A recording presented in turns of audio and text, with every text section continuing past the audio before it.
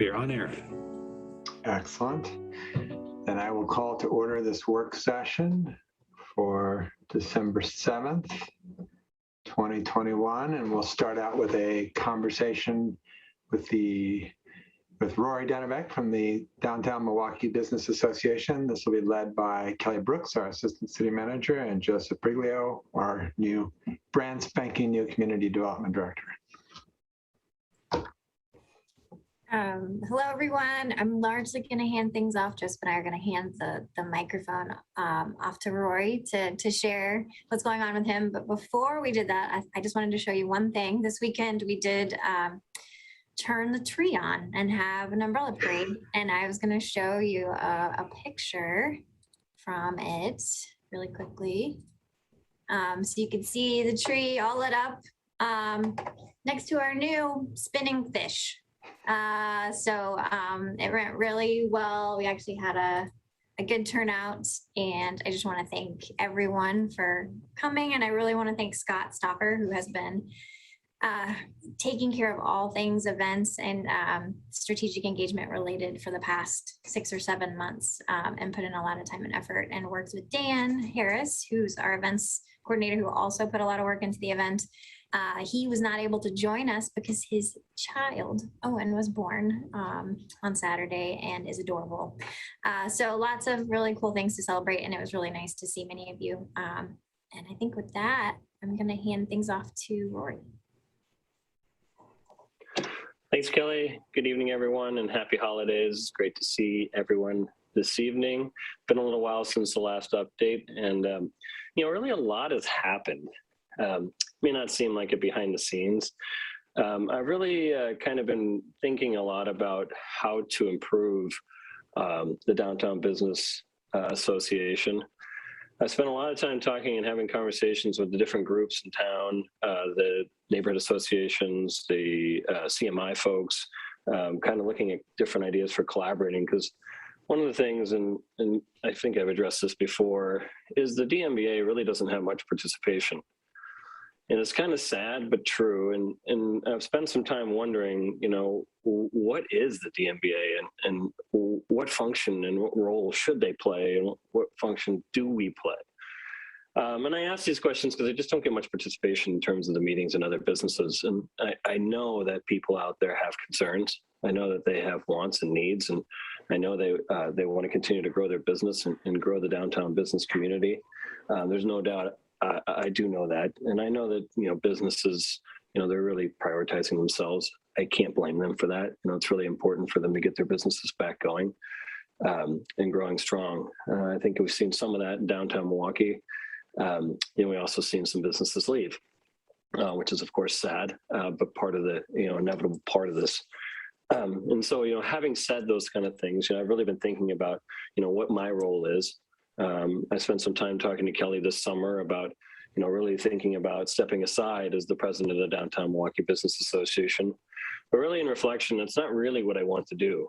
I just really want to engage in a different conversation, and one that provides hope, and one that provides, us with some different ideas. I kind of did an evaluation of what the DMBA is. And, in reflection, it's really two things. One, it's really about, some events that we put on. There's a trick or treat was one that we recently did. And there's a few others like the bunny hop, and, First Friday is sort of DMBA, but it's also an organization of its own. So events are certainly, something that we put on, but it's really a group of 5 or 6 of us that come together and put those, do the planning and do a big chunk of the work. So it's not really a community. And so I've been looking around to see, how do we, engage the community? And I haven't quite come across that, but we've had some really great meetings. And, thank you for a lot of the folks on the council for, kind of helping, me think through things and connecting me with people. And we've had some really good conversations. And I don't know what the right forum for continuing the conversations is. We had some time during the neighborhood association recently, where we kind of addressed some of the thoughts and had, folks from CMI and the neighborhood association and folks from City Hall. And we had a really good conversation, which is great. I'm just not sure where we're going. And so that's something that we're going to continue to look at. The second function, which I think is really the more important of the two functions, is really about the downtown business community coming together and thinking through how to, collectively, help address ideas like urban renewal, or, what are we going to do with the downtown? What could we do with some of these bigger projects? What could we do with City Hall that helps businesses, and think about things collectively. We're just not doing that. A lot of business owners will show up to the meetings because they're really interested, but we don't have a collective of, kind of this, I don't know, it's maybe a political PAC, or maybe it's, just community engagement. I don't really know what to call it, but that's missing. So that's something that I've been working and brainstorming and talking to a lot of folks about, how do we bring those things together? We have a lot of great groups in town. CMI is one. We certainly have the neighborhood association. We have all these different functions that we play. And I can't help but to wonder, what is the role for each of these groups, and how do we, how could we maybe do a better job of it? So anyway, that's kind of where, I'm at in terms of thinking about things. Certainly as we, continue to grow and continue to look at things, we've got to figure out different ways to do what we're doing. We made some huge strides in some things. Hiring Dan Harris has been just an absolute blessing. He's been really hitting the streets and meeting businesses. So I just got to throw a shout out to Dan. I don't know who he reports to, but I really appreciate him coming by. And I know we didn't really get the decorating contest off the ground, for the event, but he did a good job of getting out there and advertising it. So those are some of the things that are working, but aren't working all at the same time. So anyway, I share these with you not as a complaint, but more as informative to just kind of to get your thinking and maybe have some feedback now, or maybe you need to process and take away, and we can continue a discussion another time in another forum. But those are sort of the things we're dealing with. I'll just pause for questions, I guess, or comments. Well, I'm glad to hear that you are have gotten to where you feel clear that you want to continue as the leadership for the Downtown Milwaukie Business Association. I know it's been frustrating, especially since you came in and then we got hit by COVID. But I think you bring a lot of great energy and a lot of commitment and vision. And I love the curiosity and thoughtfulness that you're putting to this. So please keep going. And I'm glad to hear that you're having good conversations with city staff, and those relationships are, we've had some staff changes. So those are things that need to be rebuilt. And I'm really glad to hear that you're investing in those and that staff is investing in those as well. It's all pretty great news. Thank you. Go ahead, Lisa. I saw in the, I believe I saw in the urban renewal stuff that have on the later agenda that there's some discussion of potentially trying again for a Main Street program through the state. That's what got, and that was, Rory, that was before your time. I know in downtown Milwaukee that was last tried. It was over 10 years ago. But that's really, I believe it's always been my understanding, that's what got Oregon City going. And Oregon City won a big award a couple years ago for their successful downtown. That model is, it's a model that's used around the country, and there's a state, it's the state historic preservation folks who kind of spearheaded, I think, and they recently had their annual conference in October every year. Anyway, I think that's one potential tool, but it would require, it's one potential way to bring people around and get people engaged, but it would require people being willing to be engaged and spend some time. So I don't know how far those discussions have gone, but I was glad to see that tool kind of being considered again. That's a good suggestion. Yeah, I don't know much about it, so I'm just making some notes here in the background. Sorry if I'm kind of scribbling some things just to capture some things, but those are sort of the kind of things that we just don't know. We don't know. We don't have a really good historical record of the DMBA. We have a few people who have been in charge for some years, and they may or may not have mentioned some of these things. But Well, I'm You know, sure some different- Joseph probably is familiar with that, and Kelly probably too. And there's links on, there's links to give you kind of an overview of what a program like that looks like, that, somebody can share with you. But yeah.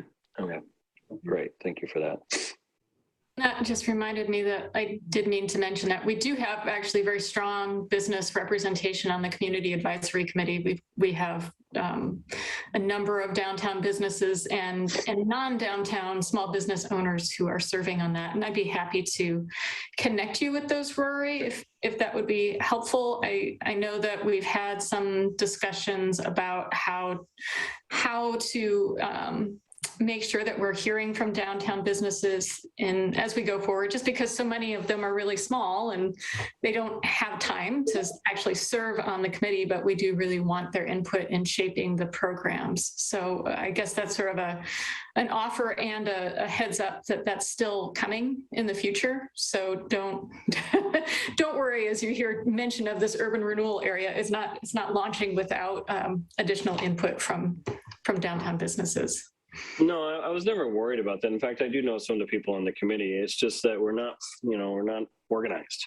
Yeah. Right? I mean, these are personal values that people are bringing based upon their experience, which, no doubt they're important. It's just not a collective of, we have probably over 100 businesses in Main Street. We got a lot of small people, and it's not necessarily a collective of what everybody needs. So, and my thinking is if we were more organized as a Downtown Milwaukee Business Association, then, we strategically think about what we want to take to the Community Advisory Committee and execute it. So I didn't mean to imply that I didn't think we were represented. No. And that's not what I heard. I was just mostly underlining that for the public, if anyone was listening and got that impression. All right, thanks. Any other thoughts?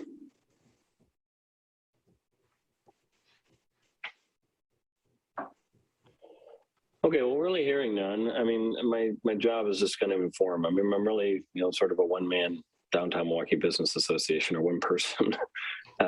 It's not bad. I mean, we'll continue to have these kind of, planning things, sessions, talking. Really, we're really planning for events to come back strong next year, right? So this is one thing that, we really didn't have much of until the end of the year. So we're thankful for that, and we'll spend the winter kind of talking about that, and I'll continue to be happily to come once a quarter and continue to inform and reach out when needed. I think everyone on the council has been really great to help me when I, been struggling. I sort of, navigating this uncharted territory, sometimes by myself, and I just don't know the right questions to ask or who to engage. So I appreciate you guys giving me the leeway and the space and the help. So thank you for that.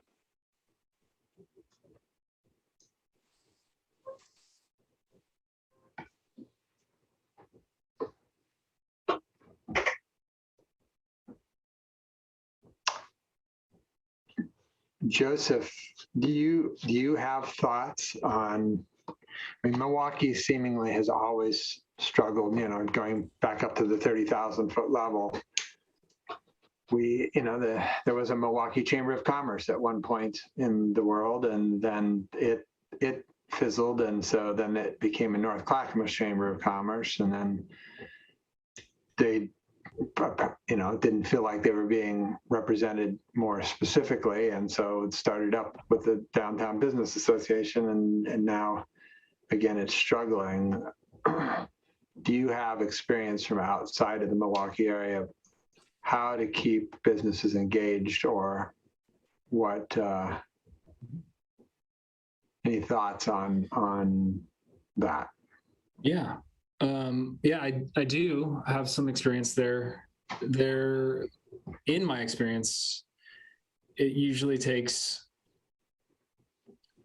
a couple business leaders to talk about what adds value to them and what could potentially add value to, their peers. And so, Rory, happy to talk to you about what that might look like in a historic downtown. And actually, Councilor Beatty, the Main Street America program is not a bad idea. That's actually something worth looking at, and I'd be happy to work on that with you, Rory, if you want to explore that together. But essentially, yeah, usually there's an issue one issue or one thing that helps people gather around and create community that creates the impetus to actually organize and have an association. So, Rory and other downtown businesses would know what's most important to them right now. And so I would start there, would be like, what's important? Is it safety? Is it cleanliness? Is it just having tourism? What is it to them? So, and then you can kind of understand the baseline and organize from around there. That's the quick off the cuff, Mayor. Yeah, I figure if we really want to rally the downtown businesses, we could suggest that we're turning both downtown streets into walking only malls. And then I'm sure that they would all organize very quickly and meet continually. That's a great idea. Indeed. Great idea. Just kidding. Joe, thanks for your comments, and I will reach out to you to take some of this offline. I really appreciate you wanting to sit down and chat, so let's do that. And I guess I would say that I would see the return of First Fridays as a potential kind of rallying point. First, as Rory indicated, First Friday kind of traditionally had a separate body, but that separate body has kind of frazzled and doesn't really exist anymore as far as I'm aware. So maybe it is now something for DMVA to kind of take the lead on. That certainly seems something that not every downtown business, I mean, the medical offices aren't that interested in it. And, there are other certain downtown businesses who aren't, but I would say it's a thing that more downtown businesses engage in than anything I've witnessed in 20 years in Milwaukee. So. I also just wanted to add real fast to give full credit where credit is due, and that Councillor Beatty has talked about the Main Street program since I arrived here 5 years ago. And I really appreciate that she's kept this on the radar. Part of what happened this past year was that we were in transition with staffing, Rory, which is why you didn't hear about it this year. Having said that, there's going to be a lot of work that is going to be impacting Main Street with the development of Coho and with our move on City Hall, as well as some of the park development that's going to be happening over by the library. So there's going to be a number of projects and opportunities, as well as when Kelly starts presenting the MRC work. So I think even if we don't have a thing today that galvanizes people, I do actually think that probably by next year, you're going to have a lot of things galvanizing people because those things will be the changes that are happening on Main Street. And we're happy to sit down with you and give you a schedule. I think Kelly's done some of that already, and I really appreciate her doing that. But some of that's starting to get a little clearer to us too. And that might help you as you're setting up meetings and trying to figure out the process. Cool, thank you. Okay, with that really wraps up this part of the session. Thank you for having me, and I look forward to coming back in February, March with an update. We appreciate your time and effort on this story. Thanks.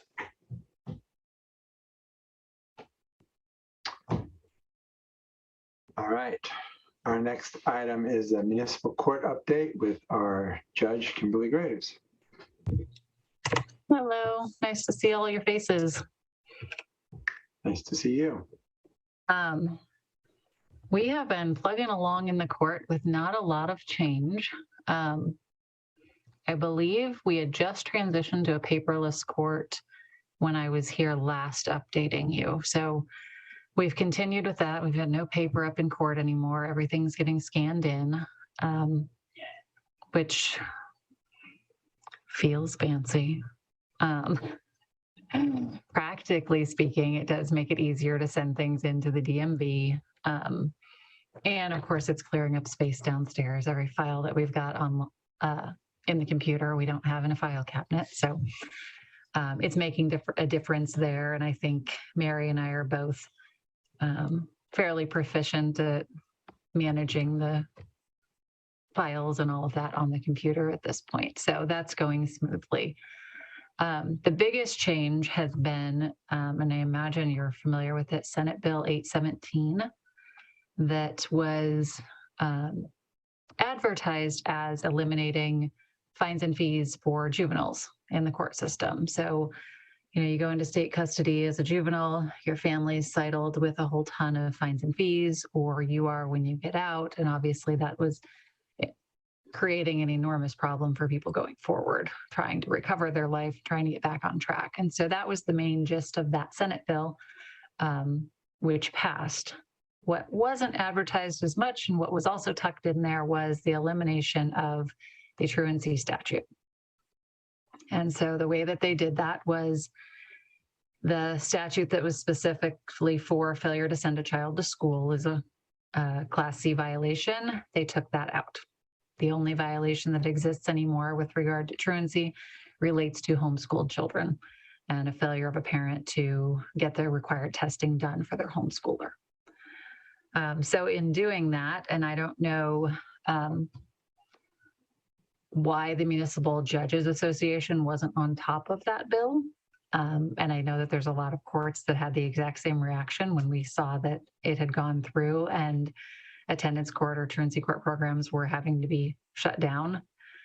My understanding from our last legislative update was simply that nobody wanted to step in and argue against eliminating the fines and fees for juveniles, even if tucked in there was this little extra section about truancy. So with that, we can't proceed under the previous ORS, of course. A couple of small municipalities, I understand, have made truancy part of their municipal code in order to continue their programs. Unfortunately for us, because North Clackamas School District is bigger than the city of Milwaukie, it would end up with quite a bit of unbalanced enforcement, I guess. You'd have kids in the North Clackamas School District under the municipal code and those that aren't. So I don't think that that's a practical option for our court. So we are left without an attendance court program. Is there any talk of trying to get that corrected in this short session next year? I don't think that the lobbyists for the municipal courts are going to go there. We did have a session with we have one lobbyist who's kind of transitioning out. And so we've got a new lobbyist coming in. That may also have been how this one got missed. I think there were a lot of cases out of a particular court that were used as horror stories for how the truancy court programs were creating just as many fines and fees for people as, if their child was going into custody. And so that's how it got kind of spun as part of the problem. And there wasn't anyone there to say, no, we hardly impose any fines. And we're working with folks for, 4, 5, 6, 7 months, and that the programs are successful. So I don't think there'll be an effort to bring it back. Well, it's not by the municipal court. I mean, I kind of understand why the municipal court group might not, but the school districts aren't interested in trying to bring it back. I haven't heard. I have talked to our Milwaukie, the dean of students at Milwaukie High School, but he didn't indicate that they had probably even gotten there. I think they're so overwhelmed by all the other issues the schools are dealing with that they haven't probably thought about what they could do, but I haven't heard word yet about anybody trying to bring it back. I can tell you, so included in that statute was any prior citations issued under that part of the ORS, any outstanding fines all had to be written off. We didn't have to go back and refund fines, but anything that was sitting out there did have to be written off. And so Mary took care of getting the numbers on that. We had 161 outstanding truancy citations, and I don't know how far back that was going because I bet I had 20 of those, but I can't imagine I had many more. We just really didn't impose fines. But the total fine amount was in the neighborhood of $49,000. And so we had to pull them back from collections and close those out by statute. Judge Graves, do you know if there's been any research that looks at whether truancy systems in the long term have positive outcomes for those people's lives, those children's lives, and it's easy to think, well, yeah, if they're not in school, they're not gonna succeed, right? Right. That's the sort of knee-jerk assumption. I'm just wondering if any, there's a lot of new thoughts around education and success and people's happiness and all those things. I'm wondering if anybody has done any actual research on whether truancy programs are a benefit or not. I haven't seen any, as you correctly point out, there's plenty of research that says if kids aren't in school, they're not going to do well long term. And that can be if they're not in school in first, second, third grade, they're going to have a harder time catching up with their cohort of students as they get older. And so they're just automatically not going to reach the same benchmarks as the other students in the class. Whether an actual truancy court program is helpful, I don't know, because there's little continuity of the programs, right? They were, I think North Clackamas did the best work in actually creating a program that was tiered, that the school district was walking through and saying, these are all the things we need to do along the way. But for the most part, the other courts, the other municipalities were relying more on the judge in the robe to say, you need to go to school and here's why. So I don't know that there's any research, but I'd be interested to look and do a little bit of digging and see. But certainly there's plenty out there to say if they're not in school, they're likely to struggle to keep up really with their peers. So I'm wondering, is it a bad thing then that there's no more truancy court? I think it depends on how you want to look at it. I think it's a bad thing because I think we had a good program. I think we had a program, and there's nothing to stop the district, obviously, from still using all of their steps short of court. But I think we had a good program, and I think for some families, they needed one more person in the mix, outside the school district saying, hey, these are the reasons you need to be in school. And this is a community that cares about you and your future. And part of that is being in school. So I think we had a good program. I think in the past, and certainly in other municipalities, they were saying, you didn't go to school, here's your $165 fine. I hope you go to school, next month, or else we'll give you another fine. And so certainly eliminating that is a good thing. So it's hit or miss, and that's how these things happen, right? Is all of the stories of the here's your fine is what got to the legislature. Mm-hmm. And none of the stories of, hey, we're actually helping kids get to school and be successful.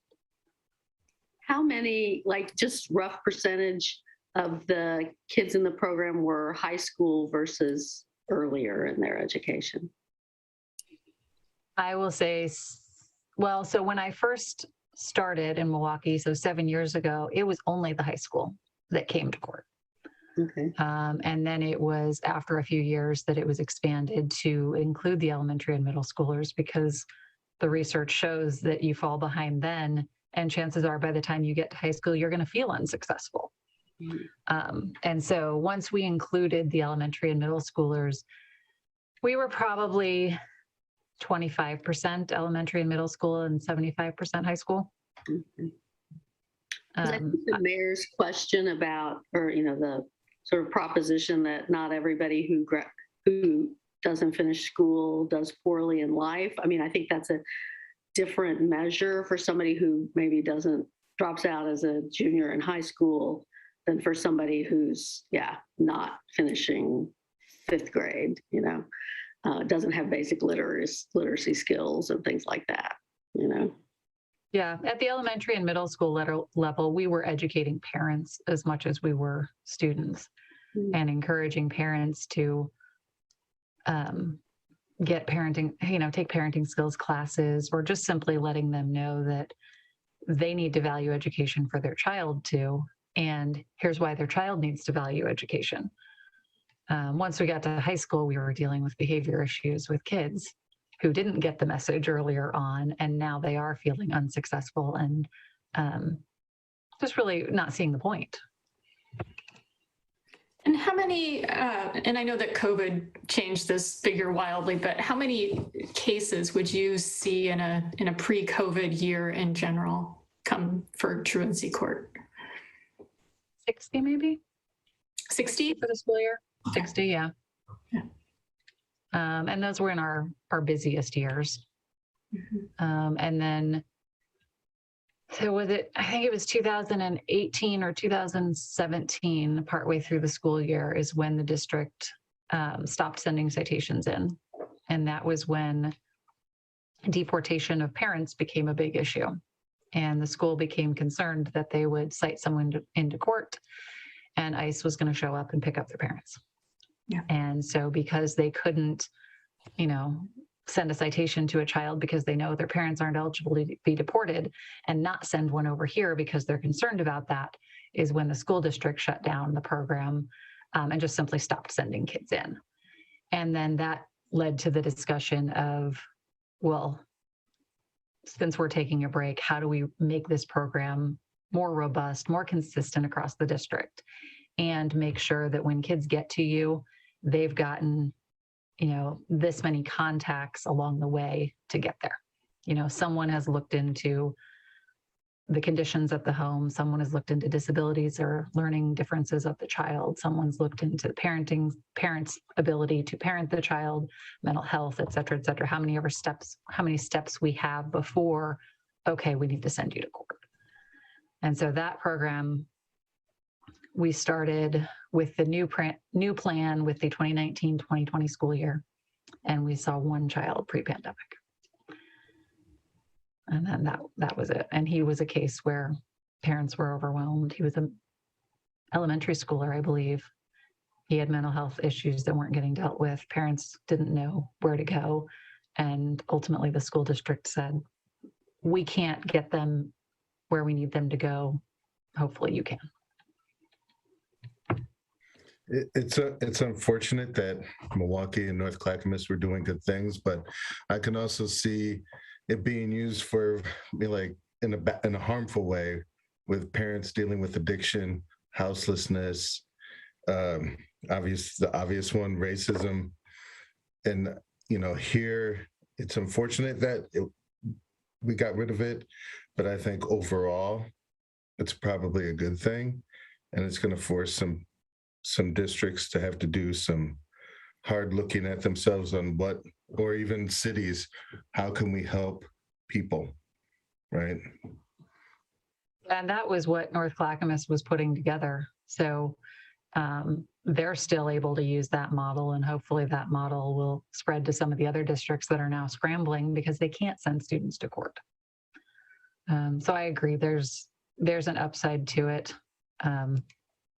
For some other districts that weren't doing the right thing.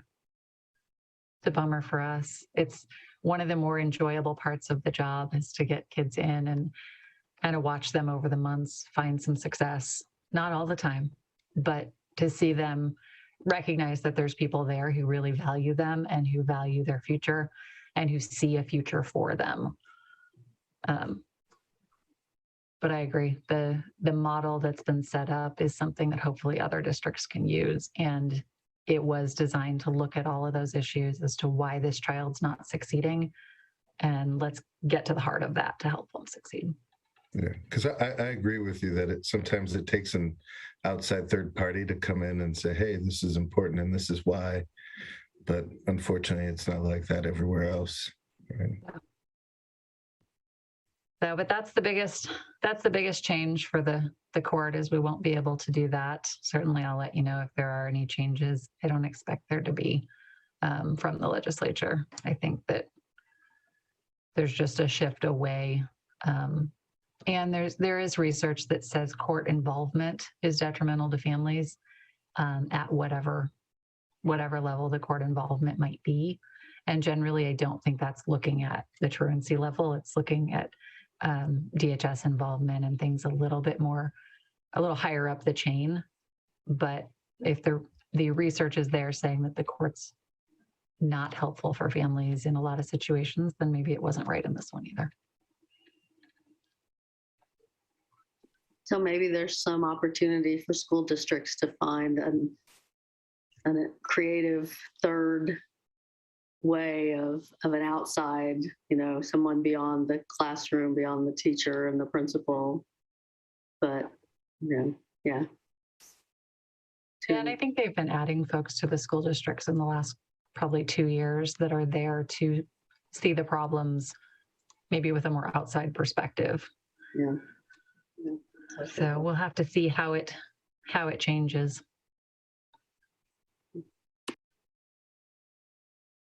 Any questions? Anything I missed? So you said everything's sort of going the same in terms of court. So court's in session, not. Yes, we are. Yep, we are in person. It was around April. We started back in person twice a month. We still have a pretty full trial docket most days. There's a similar number of cases being set for trial. Overall tickets are down, but not where we were. We're certainly trending back upward, I would say. But yeah, we've been in person for a while with no problems, no. Good.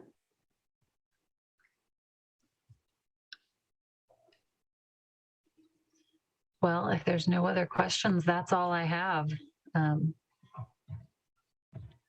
will check with Scott about our next check-in time and see what else we do between now and then. Yeah, that's it. Thank you. Yeah, thanks for having me. Like I said, nice to see you all. Good to see you too. Have a good evening.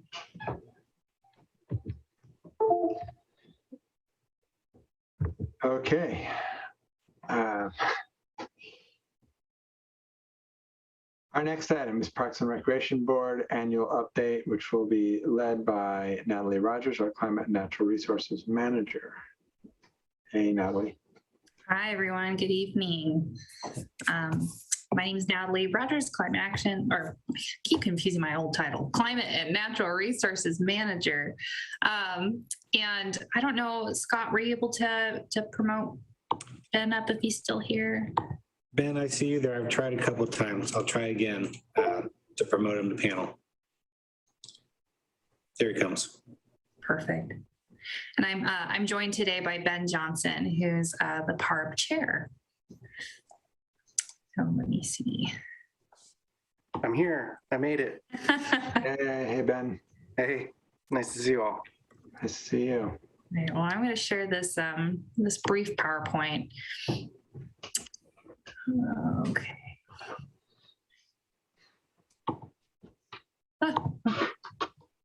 Okay. So 2021 was a really interesting year for PARB. First off, it started with a change in staff liaison. So around, I think, April, I took over as a staff liaison for PARB. And because Kelly Brooks had 12 million plates balancing above her head. And so it actually aligned really well with our Earth Day event, which actually kicked off in April. So PARB is the board that actually has ownership over Earth Day. And so for Earth Day with the pandemic, we did kind of a virtual Earth Day event where we kind of had some pre-recorded videos, but then also some other kind of informational kind of webinars. And we did a virtual tour of some of the parks in Milwaukie. And then we had Ben, as well as Ali Fierstein, who's our vice chair, have a great conversation on top of it. And we talked a little bit about parks and, the different features of parks and what PARB is working on. So I think that was really successful. And I hope that we can continue that kind of trend of having kind of educational videos that we can store in our library of tools on YouTube and such. PARB also continued to advocate for Milwaukie Bay Park. And I think this is something that, a lot of PARB members are very passionate about. And even for some PARB members, that is the reason why they joined PARB. So hearing every step as we inch a little closer, I think is very encouraging. PARB also welcomed our youth member, Jackson Calhoun. He is a very engaging, very awesome member of PARB. He's actually leading, I think next week now, Ben, a meeting focused on a project around potentially permaculture that he's really passionate about. So he's a really great member.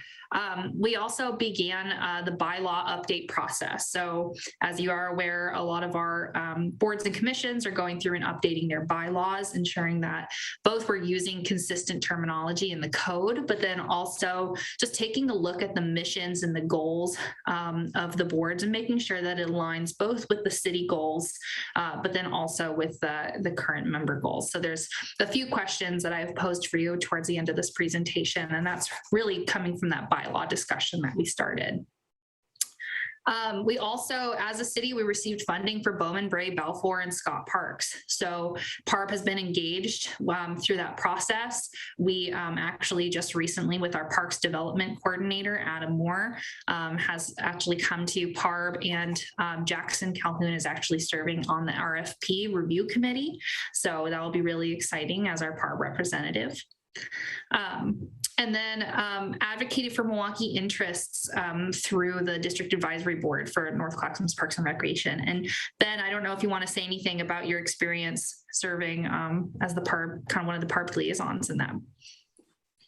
Yeah, I just wanted to say that, we've gone through a lot of transition since I've been on PARB several years with multiple liaisons, starting from Mitch, and Kelly was so awesome. And, I was nervous when we were losing Kelly, but we've been super fortunate that Natalie filled in Kelly's shoes. So it's been a really great process bringing her up to speed. And she just came in full steam, and she's been really great to have. I think as a group, we're really excited about the three upcoming park projects. And my tenure in the PARB, the most exciting time was during the design process of Milwaukie Bay and how engaging that was. And I hope that as they pick up their pencils again and refine the designs, they really continue to engage PARB at a very, very high level. And I assume that will be similar for these three parks because, it's such a phenomenon to get this public funding grant for these projects, for a small town like us. So we're really excited about that. So, and hopefully some new folks come in that are going to be equally as energized and can get right at it. Awesome. Does anyone have any questions about what PARB's been accomplishing over 2021 before I segue, because Ben provided such an awesome segue to the 2022. So in 2022, we haven't really had we need to have our conversation around what PARB's goals for the next year are going to be. These are kind of some lasting goals and actions that are either kind of continued in conversations throughout PARB, or there's some things that are just standing out. For example, Milwaukie Bay Park, and then of course the Bowman, Bray, Scott, and Balfour Parks development. A big one too, we're working to fill. We do have quite a few vacancies on PARB. We're actually interviewing 3 candidates in the next coming weeks, hopefully. So we're hoping to get a nice big influx of members and some new ideas and faces. Recreation has been something that a lot of members of PARB have continually brought up. This is actually a goal that's a holdover from the 2021 action, which is identifying opportunities for innovative programming and recreation in Milwaukee's parks. And so this is something Linda Blue has kind of left as her legacy of kind of topics to keep making sure that we keep at the front of our minds. And then also, education and outreach. So 2022 Earth Day is coming up. There's also other community learning opportunities, such as the permaculture class Jackson is hoping to do. And I think a few other PARB members had some really cool ideas. And then, of course, so through the District Advisory Board, continue to work with PARB and Council to advocate for Milwaukie parks through North Clackamas Parks District. Awesome. So I also wanted to talk to you guys. So thinking about what we're doing as PARB in the next year, PARB is in this interesting position where they're an advisory body for parks for the city of Milwaukie, but we also have a separate advisory body for the entire parks district. And the city of Milwaukie, we of course own the properties of the parks, but it's kind of for programming and management. There's a little bit of kind of murky water around kind of what we can and can't do, and when we can advocate something and when we can just do it. And so, as you all know, I lead our natural resource team within our public works department. And so coming in as the staff liaison, I was really excited because I saw this really good opportunity for these folks who are really interested in the outdoor space, around green spaces, around recreation outside. And I thought that really aligned with a lot of the work that the city was already doing that we didn't necessarily have an advisory group for. And so I want to show you guys like one project that really stood out to me where we could have a group like PARB involved, or at least guiding staff, kind of offering up their thoughts and opinions on things, helping us do some engagement around it, but doesn't necessarily fit within essentially their bylaws currently. And so I want to show you guys Pennywood Detention Pond. So this is a space right next to the Cheragino Farms development. This is actually a big stormwater facility that we have. So this is considered a detention pond. The city owns this space. It's actually some pretty nice, relatively matured growth stands. There's a lot of invasive species, a lot of ivy, blackberry. We don't use the space for recreation because it's a stormwater facility, but there is a social trail that goes through the center of Pennywood. And it was kind of like a muddy trail, and neighbors and community members were using it as essentially like a shared green space, walking their dog through it. I think there's even like a pet sign. So at some point the city must have recognized that people were using it as kind of like a recreation space. But this space hasn't gotten a lot of love, because it works effectively as a stormwater facility. It captures our stormwater. It probably infiltrates some through the soil. There's vegetation there. But our natural resource team over the last year decided to really tackle this as a project and see if they can do some restoration in this space to both improve the habitat and ecosystem value, but then also potentially make it a nicer space to recreate. So we've just been kind of working on this when we had time, when we had seasonals able to help us. We haven't done any community promotion about this. We haven't done any, work groups or volunteer opportunities, but this is something that potentially we could. And you can see they've been doing a lot of work. And so we cleared off a lot of ivy. You can see that some in that center top picture, that's some of the ivy piles that we've been removing. That picture on the very far right, those are our two seasonal technicians who are helping us. The guys, they reused lumbers to make trails. They chipped a bunch of old wood and then they turned it into a better path for folks to walk. We haven't cleared all of the ivy on the space. We actually intentionally left the ivy on the flat portion, thinking that this would be a great space for a volunteer invasive removal project or party. And then our intention is to do a really big native replanting on this space. But, this is not a park. And so I've been we had some city staff come and present to PARB just on kind of the project that they've been doing. And it was a really good informational presentation. And I think it helped us get some ideas on what the opportunities or possibilities would be. But this is something, for example, if we needed assistance in coordinating work group parties, that I can see if PARB members were interested, something that they might want to help us out with. And then there's other green spaces too that are outside of parks, and as well as recreation spaces outside of parks. So there's, of course, community gardens, which we do have a local community garden group, but there hasn't I know I personally have not been, working with them much and collaborating. And so I see this as an opportunity to potentially enfold that all within kind of a larger green space lens. There's also right-of-way play spaces, citywide green spaces that don't necessarily, aren't distinct in location. So right-of-way spaces, for example, that just have some maybe invasive overgrowth, or they could be used for recreation, or probably are. Or there's things like restoration opportunities in backyard habitats, where we don't really have that strong guiding group to kind of help direct staff like myself on where to really focus that would resonate well with the community. So, of course, we have these goals, both for climate, but then also our urban forest management plan. But there's all these small programmatic things that kind of fall through the cracks that we could really use some community input on. So really my question for this is, what are council's thoughts on PARB becoming involved or advocating for activities outside of parks? And this is a question that PARB is answering themselves as well within their bylaw update group. So, we haven't fallen on any sort of answer, but I just, since the bylaws need to come back to council, I thought it would be warrant to have a conversation about it with you to make sure, if you had any opinions on it, we didn't essentially walk down a path that then would end up not getting approved anyways.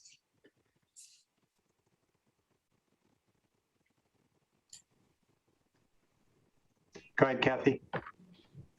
I love the idea if PARB is up for it and staff is up for it. I do look at this and think this could become a lot of staff work. So I think you'd want to have a conversation that sets reasonable expectations for yourself. So because I know how much work you have on your plate already, but it's, I think we do have a lot of spaces in the city that are natural areas, whether we call them that or not, and some greater community involvement could be really beneficial. And there is a lot in the climate action plan, or particularly I keep thinking about wildlife corridors and trying to think more about habitat. And I think having a body like PARB that has a mind that kind of covers the whole city and can, different people who know different areas really well could be really beneficial to staff as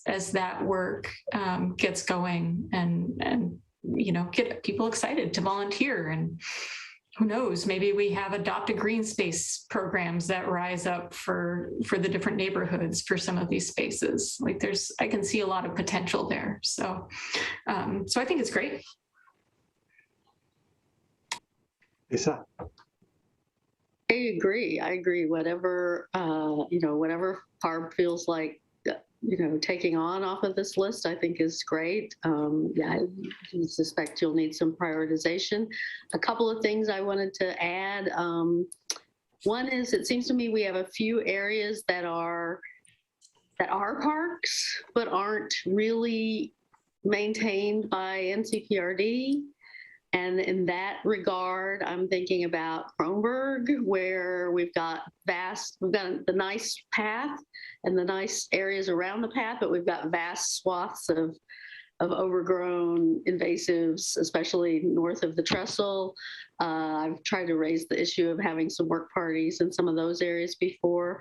So I think there are some interesting discussions to be had about, trying to, I know we have some work to do with NCPRD anyway on the scope of, what's expected under our agreements. But so that's one I would flag. The other I would just say is I sit on the Milwaukie Parks Board, and we're always happy to help promote work parties. We're doing a work party this Sunday in Minthorn Springs.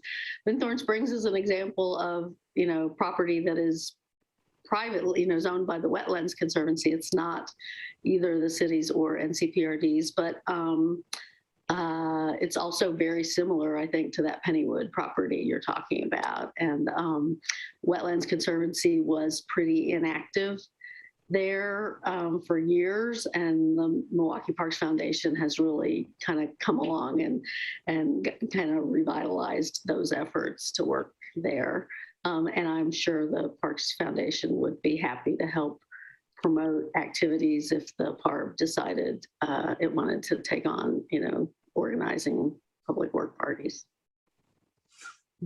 Thank you.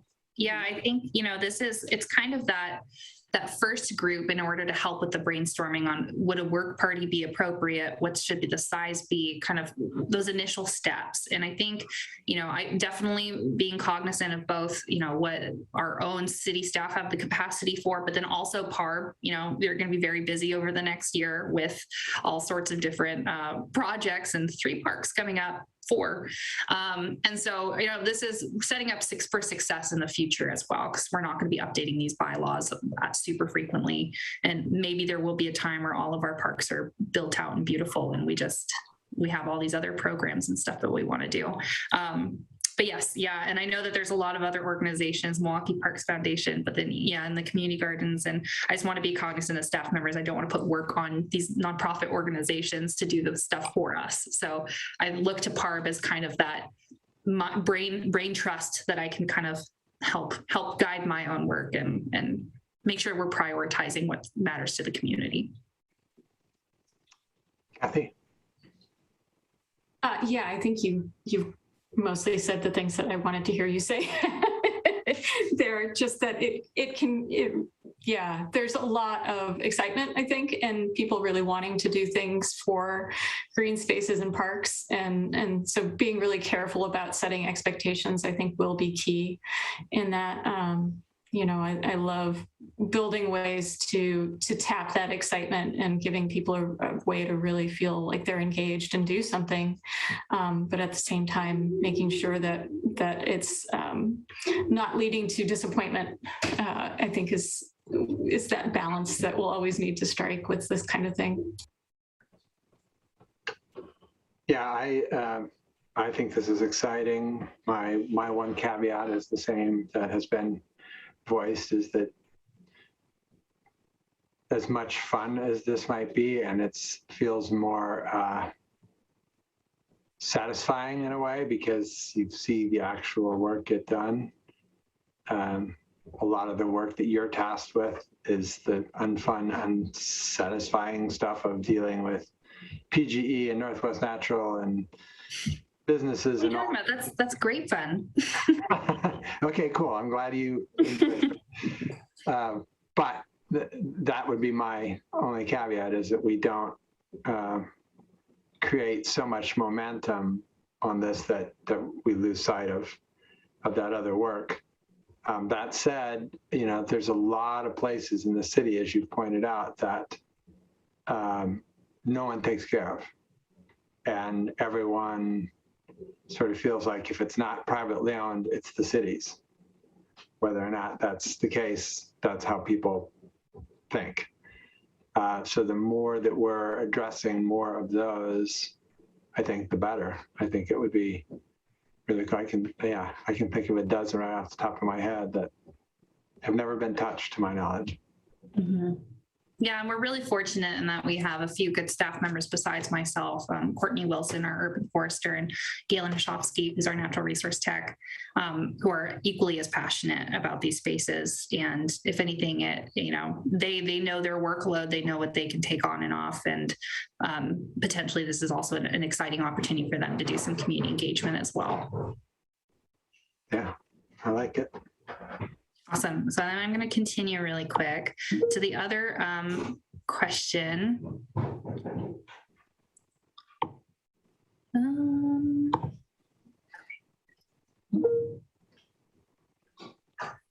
Let's see what's going on. So residency requirements. So this is the other question that came up in the bylaw discussion with PARB. And this is something that, as we're especially looking to bring in, we're fortunate that we've got some great candidates applying for PARB right now. But this is also something that has been kind of a topic that I wasn't able to answer for PARB members. I just was wanting to open it up to council. I know right now it's kind of a unique time we have a district advisory board, which is kind of our district wide, but we also have, our Parks and Recreation Board who are advising for community use of City of Milwaukie parks. And we're trying to both be open to everyone within the Clackamas community use parks, but then also making sure that we're having that voice from community members in Milwaukie. So before we kind of moved forward in this residency requirement question in the bylaw subcommittee, I was hoping to maybe ask for some guidance or input, or maybe put a pin in it for later, just from council.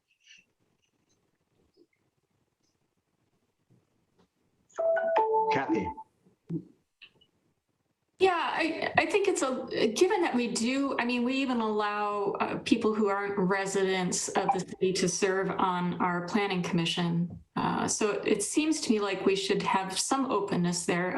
I'd be easy with putting limits. I personally would like to see it be a considerable majority of members that are residents, but particularly as we build out Milwaukie Bay Park, that is obviously a regional asset. North Clackamas Park, Elk Rock Island, and Spring Park, those are all places that people are coming to from outside of the city. So I think that there could be people who are really passionate and really care about those kinds of spaces who might be, or people who have special skill sets that they'd like to lend in a volunteer capacity who don't live within the city. So I would like to be able to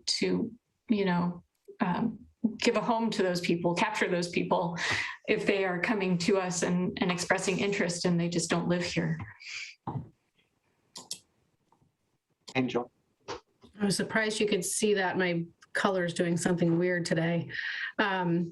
Yeah, I agree with that. I think that, similar to what we did with the tree board, I think we left that sort of that at-large position to be filled by someone with experience or some, expertise or knowledge. And I think that makes sense on this board too. I think, and I'm not sure about planning commission. Do we have, is there also that, we are limited, we do limited to 2 people, but, it might even be interesting to, do we also say that those 2 people should have some sort of expertise or general background in a field relative, relevant to the planning commission? But I kind of I think that's the way I would lean, is if we are going to open that up to non-residents, that it be for that, for someone with that sort of experience. Great, thank you. Lisa, okay, go ahead. Okay, I generally agree with that. I certainly wouldn't want to see it be more than 2 people on a 7-member board like the PARB. I would like, and I guess this is a question for Scott really, but before we get more sets of revised bylaws coming in, I would like to see and maybe Scott did this before, I can't remember, but I would like to see the comparison of all the boards, like what we say about non-resident membership on all the boards, and let's have a holistic conversation about that. Sure, we absolutely can provide that. I think I have done some sort of analysis of that at some point. I was just going to double check the code, but there is, I believe in the code, there's a general section about boards and committees, and I believe it does say that there shall be no more, the majority of all boards must be residents of the city. And in most cases, each committee, when it says, when it talks about membership in non-residents, it does usually reference special expertise. I think in the tree board, there's arborist. For the audit committee, there's an exception or an allowance for a CPA. I think we're all pretty well covered already in terms of the code requires a majority of all committees to be residents. And it's interesting to note that PARB is alone of our committees to have this requirement that none of its members shall be non-residents. Really, I thought CUAB was also the same way. I think it has an allowance too for an expert. I can double check real quick, but it's one of only a couple, if not the only one. Yeah, I agree that it should be remain a majority of residents. I would push back a tiny bit on the expertise thing. I think when that was that way on the planning commission, I don't know if it's still that way. It was literally tilted towards people like developers and real estate agents, which is exactly the opposite of what a city like ours would want to do, right? This is old code.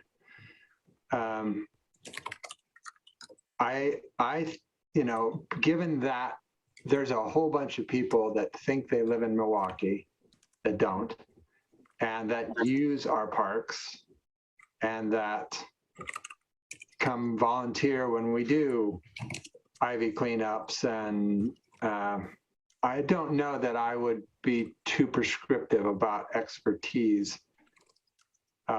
We can sort of sort that out during the interview process, and if we feel like we need some kind of expertise at a given moment, that's, we can recruit for that, or we can pull for that in the interviews. I don't know that I would codify that, just because, particularly for PARB, because there are so many people that feel like they are part of our community, and this would be a relevant place for them to be engaged. Mm-hmm. I will share that, as we've been looking to fill these positions at PARB, we've received over, I think, Scott, a dozen applications. We've received quite a few applications, and the vast majority have not been residents of Milwaukie. Some of the folks worked in Milwaukie. Some of the folks had their kids go to school in Milwaukie, and they weren't able to be on PARB. I will also share too that a lot of them were recruited even from PARB members because they were BIPOC community members, and we weren't able to have them on PARB either because of the residency requirement. So it kind of was counter to some of the initiatives that I know PARB members have been trying to take in terms of diversifying PARB, and then also being intentional in some of the work that they've been doing. Could we make sure that we're holding on to those applications? And when would we expect to have the PARB bylaws come back to us? I'm asking these in tandem because, you're doing interviews this week to fill the current vacancies, but I imagine that when we are doing our switch over to our basically annual interview process, it would be a good idea for us to get a couple of people on board who are queued up in case vacancies arise in the coming year. So maybe that pool of applicants, if the PARB bylaws have been revised by the time we're doing those interviews, could be put to use. We definitely keep applications on file, and we can certainly grab those.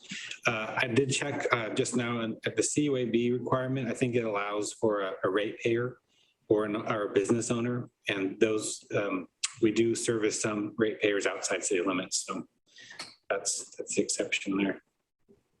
Okay. So PARB is truly the only one that strictly says no at this moment, at this time. And I think that might be in the code in addition to the bylaws. So depending on what council, says overall, that'd be a code change too, but an ordinance, not hard. Which we will have to do some small changes just to align names, because I think we're actually the Park and Recreation Board. Yeah, no S. No S. Well, then we've got way too many parks if we're only supposed to have a park. And then the last slide I just really wanted to share with everyone was my thank you slide with contact information, and then also some resources if folks would like to join. First, I just want to thank everyone who's in PARB. Ben Johnson, Ali Fierstein, Martha Germany, Gary Klein, Jackson Calhoun, as well as Desi, or Councilor Nicodemus, who's our council rep for PARB. And then if folks are interested in joining PARB, they're encouraged to go to onboard.milwaukieoregon.gov, and that's where they can find the application in order to apply. It's a very simple application. And if folks have concerns, I know that we get a lot of questions on if folks see something within a park that they would like changed, or if they want to notify that there just needs to be some fixings, go to ncprd.com. I believe it's /contact us. And then there is a facility request form that's there that you email to Kevin at NCPRD. And then of course, if there's any questions on PARB or parks, they're welcome to reach out to me, and I will either address them myself or reach out to the appropriate person. Cool. Just as an aside, it's been a long time since I've talked to Jackson. Since he seems to be the permaculture spear point, I've always dreamed of one of Milwaukee's smaller parks being a permaculture park or a food forest. I think Seattle did one of those, and I think it would be a really, really cool thing to do. We've been floating, even within the natural resource team, we've been floating that idea around on where we could put something. And I think we've been eyeing a few spots, but we gotta work with NCPRD to make sure that we have someone to take care of them. But we have some ideas. I won't promise anything, but. Cool. Well, and on that, there's a ton of, I don't know, there are a number of groups around the metro area that do trainings and do that. And so we don't have to reinvent the wheel. I mean, yeah, there's the Portland Fruit Tree Project is a really great organization that does some of that work. Recently also, I've been involved in a group that is called Connecting Canopies, and it's focused on BIPOC community members and getting them involved in green jobs, including arboriculture. So we've talked to them about seeing if there's a way that we can have some co-benefits with assistance even in maintaining our street trees, and kind of some learning, collaborative opportunities. So we've been trying to reach out to a bunch of groups, because you're right, there's a whole lot of them doing some fantastic work in this area, and we don't want to reinvent the wheel. Who has time for that? All right. Well, that's all I had. And I just wanted to say thank you again to Ben. And I see also Lisa Lashbrook is here. And of course, thank you, Lisa, for setting us up for success. Yeah. And Mayor, we have about 19 minutes till we would normally be done with our work session. Scott has a conversation that ties into this discussion, and I'd like to just introduce that real fast before we go on break. Sure. Thank you, Ann. Yeah, it's if you hearken back to the November 2nd, I think I forget it was a work or regular session, but I provided a report on our plans to move to an annual board and committee recruitment process. Part of that conversation, council gave head nod approval or consent as a consensus item to adjust terms to our board and the committees for all terms to end June 30th. And so as I went away from that discussion and started making plans for the campaign and all that, it kind of dawned on me, and then I consulted some colleagues that perhaps it would be the most best use of our resources if we made the change to June 30th and then launched a campaign later in the spring, instead of launching the campaign in the winter and then again in the spring. Just do it all at once. There are efficiencies we think to be had, including not the least of which is the warmer weather and the return of the market and the ability to recruit, perhaps in person at our city booth there. Any kind of recruitment activity we do in the winter, as we all know at the moment, may be hampered by whatever variant. And when we get to warmer weather, that may be a better way to handle it. We'll have a couple more staff folks to utilize to help support it. And also, as discussed on November 2nd, if we go to a plan, we'll be having our volunteer recruitment. I don't mean to be announcing anything for my event colleagues, but typically we've had our volunteer recognition event in the spring. And should the variant and the pandemic allow, that may be happening in the spring. But the spring is also when the NDA start ramping up their recruitment for their leadership positions. So we're seeing just this idea that perhaps if we waited 3 months, if we asked council to change through the code and change all the term end dates to June 30th, it might make sense to launch one effort for an annual recruitment, perhaps March and April with appointment interviews in May and appointments in June. So my question to council is there any concern or thoughts about perhaps making that code change and then not launching the annual campaign right away, but perhaps holding off till the spring?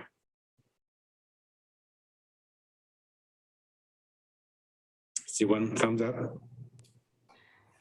So it would be ongoing, then June 30th would continue to be when the terms, okay. I wasn't sure if you were saying just a one time. Yeah. No, this would be permanent. Yeah, we do a code change, and then I would also suggest a resolution be brought forward just to make sure that all terms in 2022 saying March 31 shall therefore read March or June 30, to cover to right. 3 months. Yeah, that makes sense. And I think as long as, I just want us to be consistent more than anything. So sounds good. I think we also don't want to sit on applications, and that's one of the issues that we're going to start running into. So we talked a lot about people putting in their information, then getting frustrated when we don't flip it around. So this really is also to make sure that people get the kind of engagement that they expect when they submit, and that we're giving them that high quality of engagement.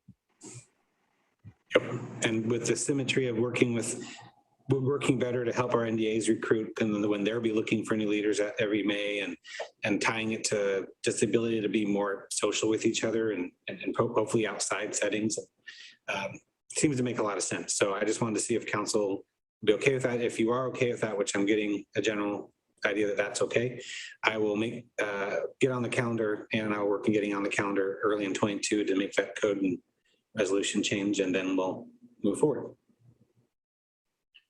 Cool. Thank you so much.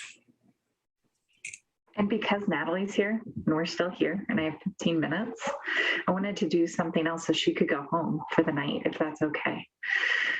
During my regular city manager time, I was going to speak to you all about our green tariff that we're trying to put into place. And I say we, but it's really been a huge lift by the mayor, by Councilor President Heisey, by Natalie, by Peter, to create a program where we can move our entire load for residential customers. Natalie is in the midst of this. They keep calling her and asking her advice and bringing her in for all sorts of stuff, and I love it. PGE is over the moon with how that process is going, but we have hit a little bit of a snag. And that snag is called the amazing PUC, who has given us a schedule that lasts a couple of years, which is about a year and a half slower than we were hoping to be going, which is why we wrote the legislation the way we wrote the legislation. It also slows down the low income component more than we wanted to slow down the low income component of this discussion as well. So our request, and Natalie can correct me if I get this wrong, but our request is that we actually have a letter sent by council that allows for us to submit our application at the start of this process, for it to be used as a part of the example that as they're curtailing and creating each of the rules, since we want both of these components of the law to apply to our program. Use Beaverton, and that way, as soon as they adopt the rules, we would be able to have an approved application. It should shorten us up by about a year.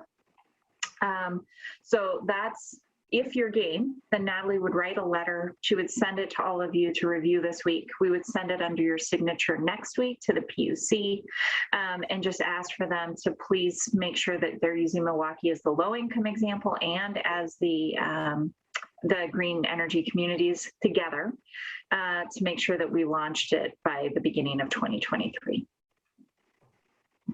Yes. Is that a letter that is Beaverton doing something similar? It seems like we might want to join efforts in lobbying. I am happy to call their city manager as soon as we leave this, if you all think it's a good idea. Does that work? Okay. And to add to that, yeah, I was just going to say, PGE has offered, so they realize that, and we've been very adamant in that the green tariff kind of product, as well as the low income new rate setting, goes hand in hand, that, we want low income considerations in this product development. PGE, and I even believe Pacific Power have been talking about essentially creating a stopgap program that would allow until this new, because the state needs to look at all state IOU rates, investor owned utility rates in order to establish this new low income rate that is lower than the base rate. PGE and Pacific Power, we're talking about potentially each of them creating their own kind of stopgap program to offer up a really similar solution. So that way communities like ours who are interested in moving faster can have something in essentially to launch the program until there's a statewide initiative that we can essentially fold everyone over to.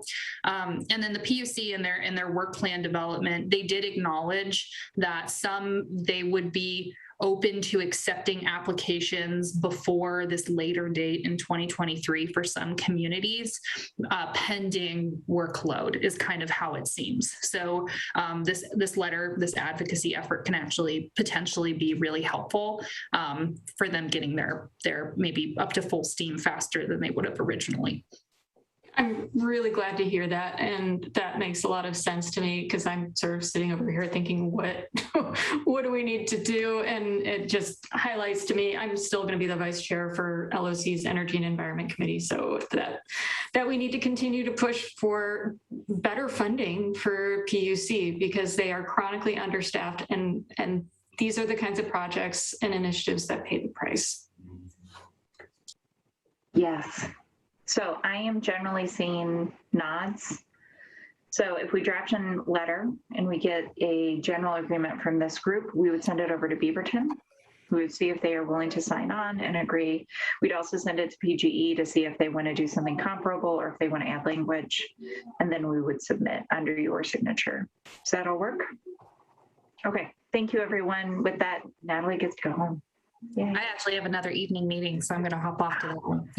Yeah. Also, once we have that letter dialed and checked in with Beaverton and all that, let's get a couple of PUC meetings on calendars so that we can reiterate it with, in-person testimony. Mm-hmm.